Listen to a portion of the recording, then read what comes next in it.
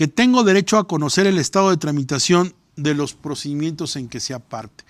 Claro, muchas veces nosotros iniciamos nos hicieron un requerimiento, nosotros entregamos información y me pasó lo siguiente.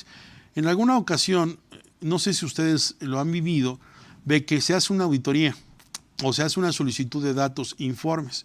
Es decir, la autoridad dice, no te estoy auditando, no te estoy revisando, pero quiero hacer una compulsa o quiero que me des el contrato que celebraste con tal contribuyente como proveedor o con tu cliente, quiero que me entregues una integración del pago provisional que hiciste respecto a este periodo de este ejercicio, quiero que me entregues el contrato, las bitácoras. Oye, ¿me estás fiscalizando? No, te estoy solicitando datos e informes porque necesito hacer una consulta o porque necesito comprobar una información de alguien que contigo está relacionado y que sí le estoy practicando una auditoría o una revisión. Entonces, pues es una obligación de los contribuyentes entregar esa información. Claro, si está fundado y motivado ese pedimento, pues tendríamos que entregar esa información. Entonces, si yo no soy parte de ese procedimiento, pero me han requerido información, yo tendría derecho a saber en qué concluyó, o dicho de otra forma, me pidió información, no hay compulsa, no hay otra auditoría, pero me pidió información, tengo derecho a saber para qué me la pidió, qué hizo con ella y cuál fue su respuesta. Muchos de ustedes han entregado información que se les requiere, no saben ni por qué ni para qué y por el miedo la van entregando. Sin embargo, es un derecho de los contribuyentes saber cuál es el estado de tramitación. Igual, si tú solicitaste una devolución, como lo estamos viendo en la fracción segunda del artículo 2, pues tienes derecho a saber, oye, ¿cómo va oye, se está estudiando?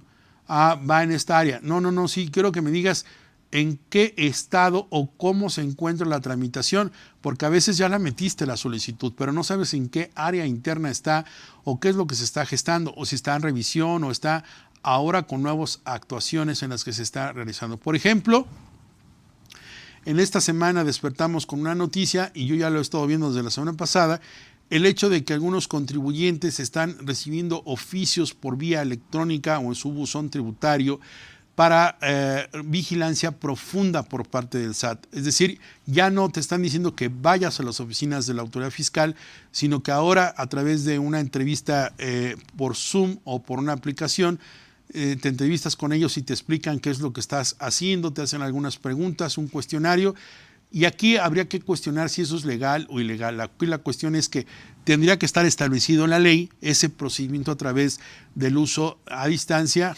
o a través de entrevistas que tienen que verse para vigilancia profunda. Esos oficios de vigilancia de cumplimiento o vigilancia profunda de los contribuyentes están apegados a un procedimiento, existe un protocolo, están en reglas de carácter general, está establecido en el reglamento interior del SAT que se pueden hacer este tipo de entrevistas a través de medios.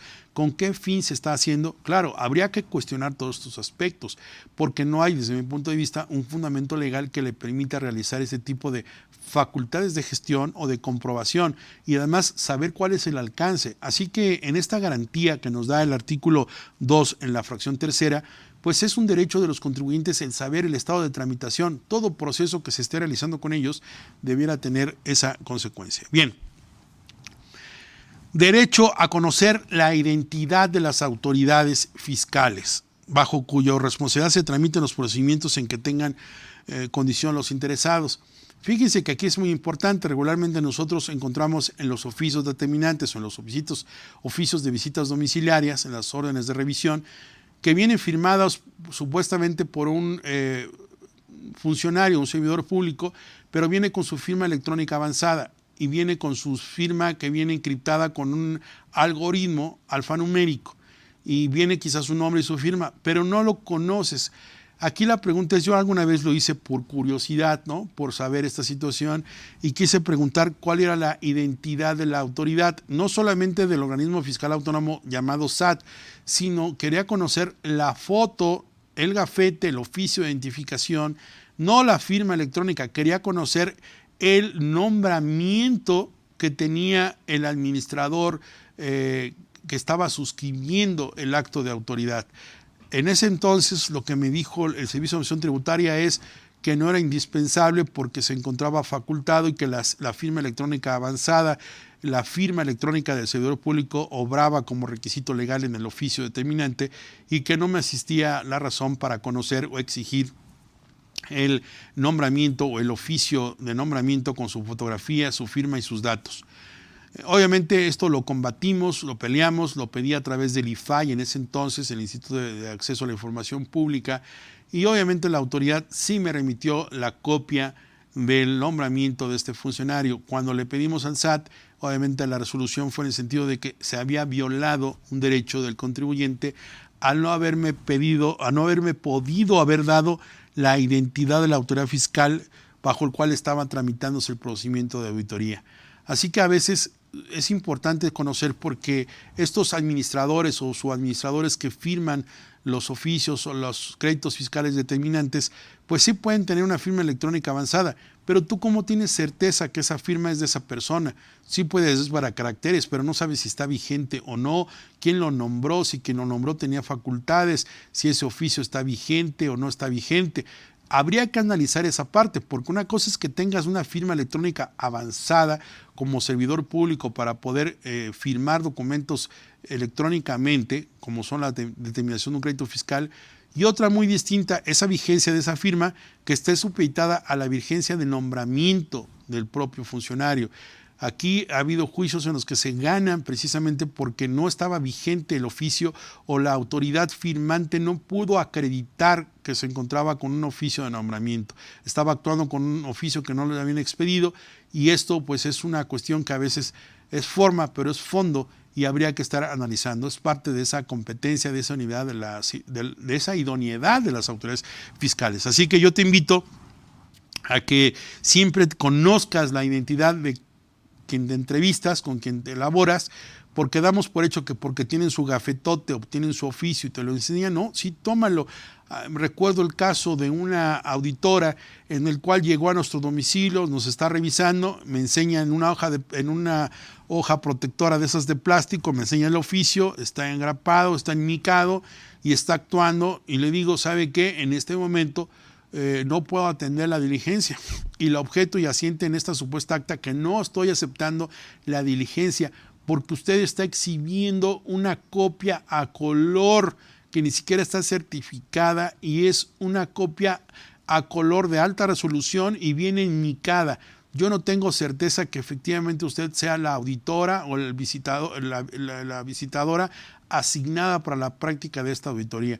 Oiga, es que no me van a regañar allá en la administración, me va a regañar mi jefa, porque es que si yo ando para allá y para acá, pues ese es su problema. Usted tiene que identificarse con la identificación oficial, con la fotografía, la firma del funcionario y el nombramiento o el gafete que le permite actuar, pero usted trae una copia a color de muy alta gama y viene enmicada, no me da certeza. Eso es una simple copia, es una reproducción que no atestigua la firma autógrafa. No, pero aquí se ve, créanme que sí existe. Yo no voy a hacer algo. No, yo no le estoy diciendo que sea falsa. Yo no le estoy diciendo que no exista. Le estoy diciendo que en este momento usted no está identificándose oficialmente con un documento original y esto impide la práctica de esta auditoría, de esta situación. Efectivamente, bueno, pues no se pudo llevar a cabo, regresó, se hizo la situación, pero de entrada ya les hice ver lo importante que es conocer la identidad de las autoridades. Fracción quinta del artículo 2 en Derechos Generales de los Contribuyentes. Derecho a obtener certificación y copia de las declaraciones presentadas por el contribuyente previo al pago de los derechos que en su caso establezca la ley. Esto es bien importante. Yo les digo, ustedes tienen derecho a tener información que ya presentaron a la autoridad. ¿Se han preguntado o han visto cuántas veces hay una auditoría y llega la autoridad y nos vuelve a pedir los pagos provisionales de la declaración anual, la integración, las complementarias o los pagos? Esa información, más adelante lo vamos a ver, ya se encuentra en poder de ellos. ¿Por qué tendrías que volver a exhibirla? Bajo esta circunstancia, yo lo que recomiendo en el ejercicio de este derecho es, cada cuando ustedes solicitan copia certificada, yo les sugiero que cada 6 meses o cada año cuando menos, pidan, por ejemplo, ahorita, que pidan ustedes todo lo que han hecho de pagos provisionales del 2020 y que pidan copia certificada de todo el ejercicio 2019. Lo que les pueda costar 1,000, 2,000, 3,000, 5,000 pesos de pago de derechos de copias, páguenlo. Es importante tener esa certificación. Cuando la autoridad nos emite copias certificadas de los pagos provisionales, de todo lo que integró la contabilidad, de todo lo que ustedes quieran pedir, si llegara una revisión, ustedes pueden exhibir esa documental pública, lo cual se supone que adquiriría, desde mi punto de vista, una doble fuerza legal, porque no obstante que ustedes entregaran esos documentos, lo estarían entregando como una documental privada. Es decir, como parte de su contabilidad, ustedes están entregando los pagos provisionales y la autoridad estaría sujeta a valorar esa prueba como una documental privada, aunque se entiende que ya tiene o ya fue entregada a la propia autoridad al momento de cumplir la obligación fiscal. Entonces, esto en la experiencia he visto que las autoridades cuando valoran estas pruebas se equivocan, porque si yo exhibo la copia certificada que me expidió el propio SAT por las obligaciones presentadas o cumplidas, la valoración cambia de la prueba. Esto es estrategia. No es lo mismo valorar un documento privado como tal, aunque tiene tintes de documental pública, porque tiene que ver con el uso del CFDI, que viene ya con un visto bueno, un cifrado de la autoridad.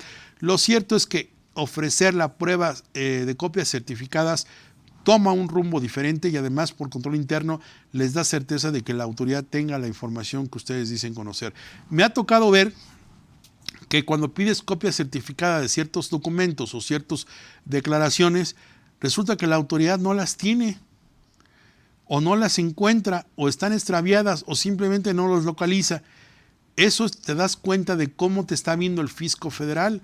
Esto es importante. Sucedió, por ejemplo, en el Seguro Social, allá en 1984, si no me equivoco, cuando hubo la transición y todavía en la época de hace algunos años en lo que se cambió la digitalización o se volvió a la cuestión digital, toda la base de datos de las pensiones o de las inscripciones del Seguro Social de los trabajadores, pues se perdió esa transición y a través de una fórmula matemática se hizo el cálculo más o menos de las semanas. Por eso hay razones en las que los contribuyentes, o más bien los asegurados, no tienen el cómputo total de sus semanas cotizadas al seguro, porque se perdió esta información, porque no se tiene el dato cierto.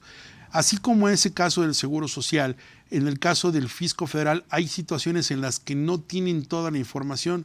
A veces el Fisco Federal entre los años 2006, 2007, 2008 y todavía hace poco, en el 2016 al 18, en el 2014 todavía hay algunas situaciones, no tiene la información. Recordemos que hoy el SAT trabaja con lo que es la Big Data, es decir, con servidores públicos como el Darío, que tiene una base de datos muy robusta, que tiene toda la información ahí, pero que es demasiada información y a veces ese respaldo no lo tiene la autoridad y a veces nosotros cuando nos están auditando, ahí vamos y entregamos una información que ya se entregó en su momento y que ese es un derecho no a volverla a exhibir. Entonces, concluyendo en esta fracción, yo les recomiendo que constantemente como parte de su compliance o su gestión de cumplimiento puedan ustedes estar solicitando al término de cada ejercicio fiscal una copia certificada de toda la contabilidad, de las declaraciones entregadas, de todo lo que se hicieron de los pagos, los enteros, las retenciones declaradas, todo, pedir copia certificada, aunque ustedes inviertan una cantidad de dinero. Créanme que es una buena inversión, es un buen protocolo de control interno y es un buen momento para cerrar el ejercicio fiscal con esa copia certificada y que esté ahí de respaldo. Cuando hubiera alguna revisión, no tienen que andar juntando la contabilidad, no tienen que andar juntando todos esos pagos. Se supondrían que tienen derecho a pedir todo lo que es un expediente administrativo, toda su situación regular como contribuyentes es su derecho a pedir copias certificadas. Aquí aprovecho para decirles que si bien las copias certificadas o la certificación del cumplimiento de obligaciones es algo importante, la certificación debe hacerse por servidor público. Y miren, tan importante es hoy en día el tema de la certificación por persona competente que en temas de discrepancia fiscal hoy se discute que la autoridad cuando determina un crédito por discrepancia fiscal o alguna otra situación de determinación de presunciones, lo hace con base en los informes que rinde la Comisión Nacional Bancaria de Valores de los estados de cuenta que remiten las instituciones de crédito por petición expresa del Servicio de Administración Tributaria.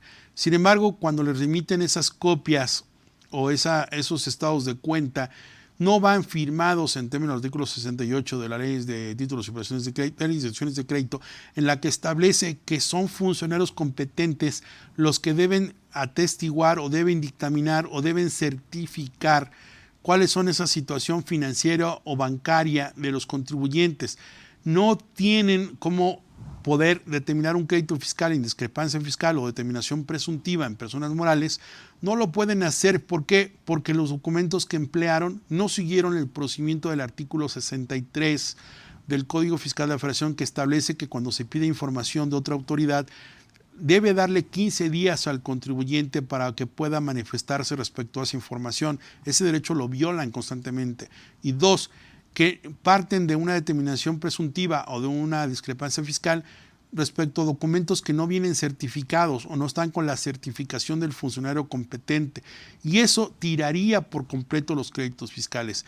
Hablar del tema de la certificación de documentos, ya sea de la obligación que tiene el SAT de remitir las que consten en su poder, como aquellas que nosotros podemos obtener de otras fuentes, como pueden ser de un corredor público o de un notario público o a través de otras autoridades con las cuales puedan tener este alcance.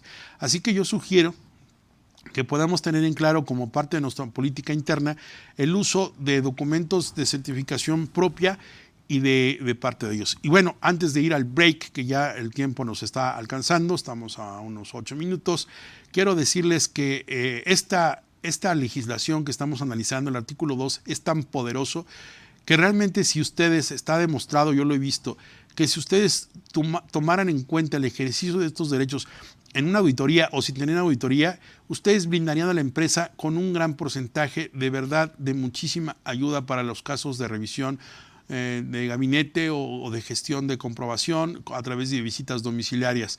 Cuando la autoridad ve que está expidiendo certificación de documentos, la disloca totalmente y no sabemos con qué fin ella nos esté pues teniendo en cuenta con qué fin estamos solicitando. Es una forma de mover internamente muchas estructuras dentro del SAT, porque nadie está pidiendo constantemente copias certificadas de la información.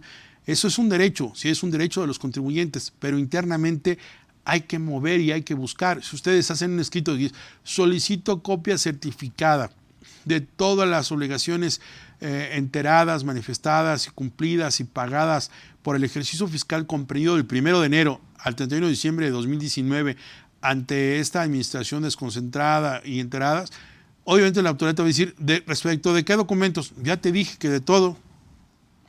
Quiero que me des una copia certificada de todo lo que me tengas como expediente o derecho a saber qué es lo que tengo en mi expediente. Quiero saber cómo me ves, quiero copia certificada de todo mi expediente. Y hay cosas que son reservadas y que no tienen la obligación de certificar, pero ha habido ocasiones en que en esa certificación que yo solicito se vienen datos de control interno, algunas señas, algunas marcas, que de verdad ustedes se sorprenderían cuál es el objetivo de cómo se analiza. Inténtenlo, véanlo y soliciten una copia certificada con creatividad para que vean cómo se mueve al interior. Bien, dentro de esta situación se conecta la fracción que les comentaba yo, la fracción sexta, muy poderosa, del artículo 2, que es derecho a no aportar los documentos que ya se encuentran en poder de la autoridad fiscal actuante. Recibí algunas preguntas, bueno, particularmente una que me voy a permitir leer para poder contestarla en estos términos. La pregunta es: solicité mi devolución manual en la declaración anual 2019. Percibo ingresos por sueldos y asimilados, nos plantea el consultante. Y la autoridad me negó la devolución porque 2 retenedores como asimilados no realizaron el entero de las retenciones. ¿Qué puedo hacer? Bueno, sí comenté que es un derecho de los contribuyentes el solicitar las devoluciones de cantidades que se hicieron en pago de lo indebido o de saldos a favor. En las personas físicas, cuando presentamos nuestra declaración anual, es obvio que pudimos haber tenido un saldo a favor. Se hicieron las gestiones manuales, como usted la llama, para poder solicitar esa devolución, sabiendo que ya se tenía ese saldo por pedir. Sin embargo, la autoridad, como usted bien lo refiere, pone trabas o obstaculiza, como lo dije anteriormente, para poder devolver ese dinero de manera rápida. Ahorita la política interna del SAT, me imagino, y digo me imagino por no aseverar, pues efectivamente tiene esta intención de retrasar por las formas legales posibles el estar devolviendo cantidades de dinero a los contribuyentes. Si habría que devolverlas, bueno, que sea a través de los recursos o los medios de impugnación. Y obviamente, aunque va con un costo financiero para el Estado, porque hay que pagar una actualización al momento en que se entregue esas cantidades, pues lo cierto es que le están apostando a esa posibilidad de que alguien tenga que acudir o defenderse. Entonces, la respuesta que le tengo que dar ¿es procedente esta negativa por la autoridad? No. Hay jurisprudencia y está claro un criterio de PRODECON en el que dice que no se puede negar la devolución de un saldo a favor si la persona con la que tuvimos relación no cumplió o a su vez no enteró las retenciones que nos hubiera realizado. Esa es una cuestión totalmente improcedente, sería una cuestión que se tendría que ganar forzosamente porque no existe fundamento legal para dejar de solicitar una devolución. En dado caso, el fisco federal podrá requerir a ese tercero, a esa persona con la que usted tuvo relación laboral o contractual, y solicitarle que entere o pague las retenciones o contribuciones que se hubieran causado para efecto de hacer procedente las devoluciones. ¿A dónde puede acudir? Mire, usted puede contratar un abogado, pero a veces el abogado le va a salir más caro que lo que a lo mejor tiene que pedir en devolución. Así que en este caso le sugiero acuda o intente hacer una solicitud de asistencia a la Procuraduría de la Defensa del Contribuyente. Ya dejé la página www.prodecon.gov.mx.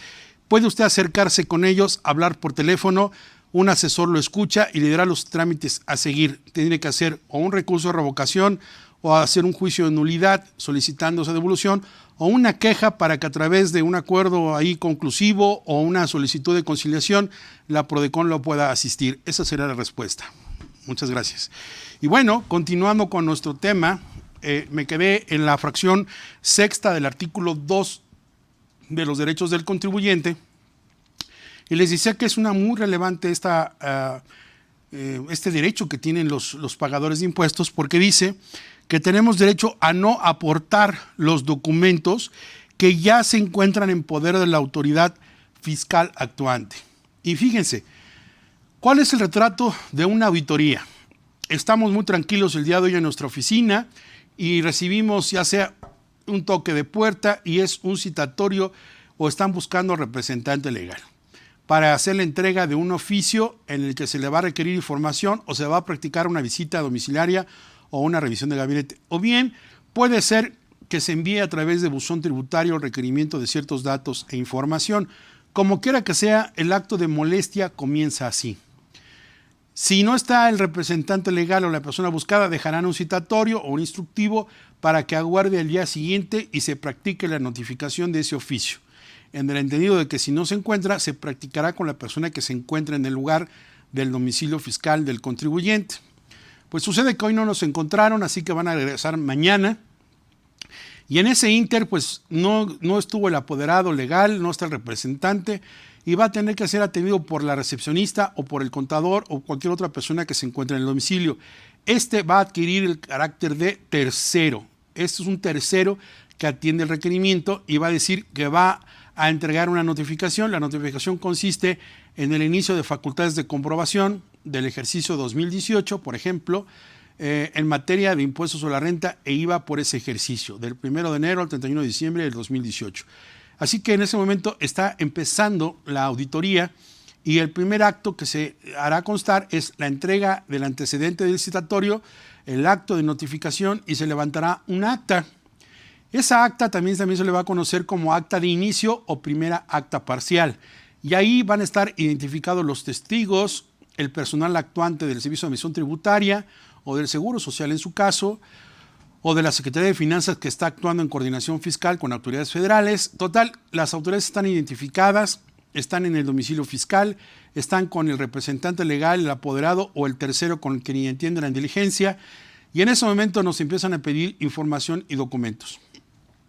Esta información suele ser el acta constitutiva, si es una persona moral la auditada, pues el acta constitutiva, la contabilidad, los pagos provisionales, los contratos, toda la contabilidad, todo lo que integra la contabilidad de estados de cuenta. Nos van a pedir muchísima información. Es claro que es obligación de los contribuyentes tener a disposición de las autoridades todos los datos e informes que nos solicitan. Eso es una obligación que se debe tener al día. Sin embargo, a veces pues, no tenemos todo organizado, no tenemos todo a la lista y vamos a ir entregando información. Aquí el primer tip que yo tengo que hacer en esta ley de los derechos del contribuyente es, a ver, esta fracción sexta del artículo 2 dice que tengo el derecho a no aportar en una auditoría los documentos que ya se encuentran en poder de la autoridad. Yo les hago la siguiente reflexión. ¿El acta constitutiva o sus modificaciones ya las tiene la autoridad fiscal? Pues claro que sí, desde el momento que ustedes se dieron de alta o han hecho ahora con los cambios de socios o accionistas, han entregado instrumentos en los cuales la existencia de la sociedad o de la constancia del contribuyente ya está en poder del fisco. Ya lo tiene el Servicio de Administración Tributaria a través de las áreas competentes. Eso ya fue entregado, ya lo tiene. La siguiente, los CFDIs, los expedidos y los recibidos, ¿estos ya los tiene la autoridad fiscal? Pues claro que sí, ya los tiene. Tan es así que ya los timbra. Ahora bien, los pagos provisionales y las declaraciones y los demás documentos que integran la contabilidad y la contabilidad misma, ¿ya los tiene la autoridad? Pues claro que ya los tiene. ¿Por qué entonces habría que volver a entregar todo? Quizás algunas cosas como los contratos me ha tocado ver en el que se hace una solicitud de devolución y el SAT te pide que aclares y te diga, mándame aquí en archivo zip, mándame el contrato que ampara la devolución de la factura del CFDI número tal. Ese contrato ya lo exhibiste, ya lo adjuntaste en el desahogo del requerimiento en el archivo zip. Si ya obra en el expediente y ya lo entregaste, ¿por qué tendrías que volver a entregarlo? Es lo que yo les decía, adentro hay diferentes áreas que no se comunican oportunamente entre ellas y cierta información no la tiene el área de auditoría o de recaudación o el área jurídica. Entonces, esta descomposición interna nos puede servir a favor para decir así, en el escrito de entrega de información diríamos que con fundamento en lo dispuesto en el artículo 2, fracción sexta de la Ley Federal de los Derechos del Contribuyente, solicito que la información y documentación que se me requiere en el acta de inicio o en el oficio de fecha tal, suscrito por tal con número de control tal, que dicha información ya se encuentra en poder de este Servicio de Administración Tributaria por lo que hace el ejercicio 2018, por lo que solicito se tenga como aportado y figura en el expediente de auditoría que se llegue a formar la copia certificada que se sirva a remitir la propia autoridad al área correspondiente. Aquí ustedes están dando un superpaso gigante, se están quitando la carga administrativa y es que aquí hay que decirlo. Hablando en el contexto de los derechos del contribuyente, que más adelante referiré en esta siguiente, dice, fíjense, la fracción, voy a leer primero la fracción 8 y 9. Tengo derecho a ser tratado con el debido respeto y consideración por los servidores públicos. 9. Derecho a que las actuaciones que se requieran por parte de la autoridad se lleven en una forma que resulte menos onerosa.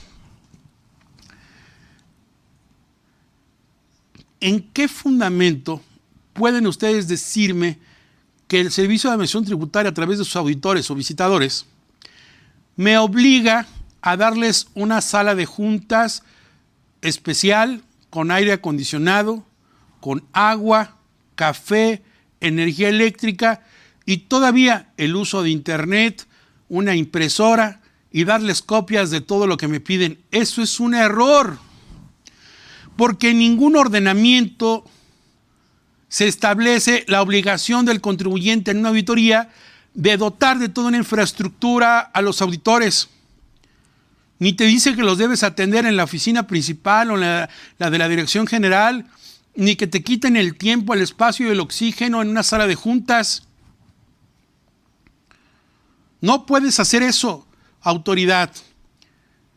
Y otras cosas que he visto de atropellos que llega y te pide, me das copia de esto y se llevan copia. Tampoco estás en los supuestos legales para pedirme copias. ¿Quieres copias? Te las presto ve a la tienda de Office Depot, de Office Max o la que sea, la papelería de la esquina, y paga con tu dinero las copias, pero te estás llevando la contabilidad o documentos que le integran de aquí de la empresa, porque no estás en los supuestos legales del Código Fiscal de la Federación para llevarte copia de la contabilidad o los documentos que tú estoy exhibiendo. La ley dice deberás exhibir. Hay supuestos muy claros por los cuales sí se pueden llevar la contabilidad o llevarse copia de esta, pero no estamos en esos supuestos. No están fundando y motivando en esa parte.